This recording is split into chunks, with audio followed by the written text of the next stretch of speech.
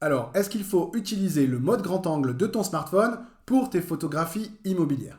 Est-ce que ça valorise les pièces ou est-ce qu'au contraire, ça ne surdimensionne pas un petit peu l'impression qu'on a des volumes? C'est la question que m'a posée Stéphanie il y a quelques jours. Coucou Stéphanie si tu me regardes. J'y réponds donc dans cette vidéo parce que ça peut servir à un maximum de personnes. Il y a deux éléments à considérer. Le grand angle va apporter deux choses. Il va ouvrir l'espace de prise de vue, je dirais, dans un format paysage. Il va englober plus ou moins d'éléments de la pièce. Et naturellement aussi, il va avoir tendance à créer de la profondeur dans l'image. C'est-à-dire qu'il va surévaluer un petit peu les différentes positions des différents plans dans l'image. Il va donner de la respiration dans la profondeur de notre image. Donc il est intéressant pour ça, pour créer de la profondeur, parce que ce que l'on veut valoriser, eh bien, ce sont des volumes. Et des volumes, en fait, c'est une perception en 3 dimensions, alors que sur notre photo, on n'a concrètement que 2 dimensions. Donc, on va chercher à maximiser la profondeur de notre image. Et pour ça, le grand angle est très intéressant. Mais par contre, il a tendance, en ouvrant des fois trop grand, à surdimensionner les espaces des pièces que l'on photographie. Et c'est là qu'il faut faire attention. Alors, la réponse, elle est un petit peu équilibrée. Oui, il faut utiliser ton grand angle, mais il faut faire attention à la photo que tu es en train de réaliser. Sous-entendu, le but, ce n'est pas d'activer le mode grand angle et de ne plus se soucier de rien en se disant « forcément, j'aurai des bonnes photos ».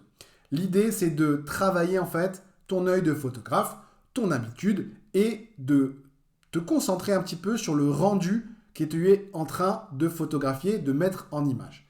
C'est-à-dire qu'il faut régulièrement sortir ton regard de l'écran de ton appareil pour regarder ce qui se passe en réel et essayer de faire correspondre au mieux la perception que tu as réelle de la pièce et la perception que tu as sur la photo.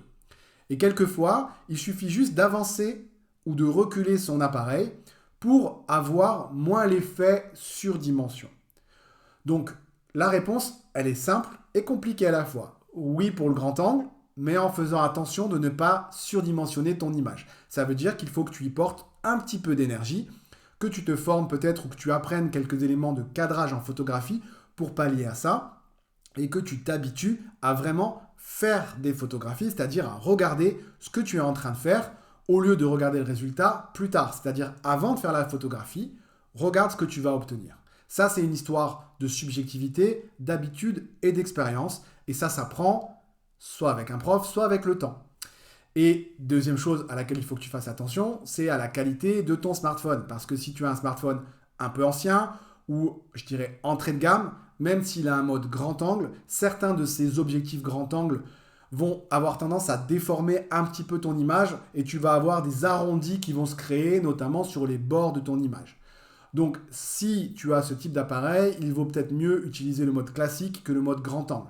Là encore, à toi de voir sur les quelques essais que tu vas faire, quel est le rendu de ton appareil. Donc voilà pour la question du jour et ma réponse à Stéphanie. J'espère qu'elle servira certains d'entre vous. Si vous avez d'autres questions sur le domaine des images en immobilier, rejoignez-moi sur les réseaux sociaux et notamment sur Facebook. C'est le réseau sur lequel je suis le plus actif et le plus présent pour me poser vos questions et pour qu'on échange sur le sujet. Et les questions les plus fréquemment posées feront l'objet de futures vidéos comme celle-ci. À très bientôt. Bonne journée à tous. Salut.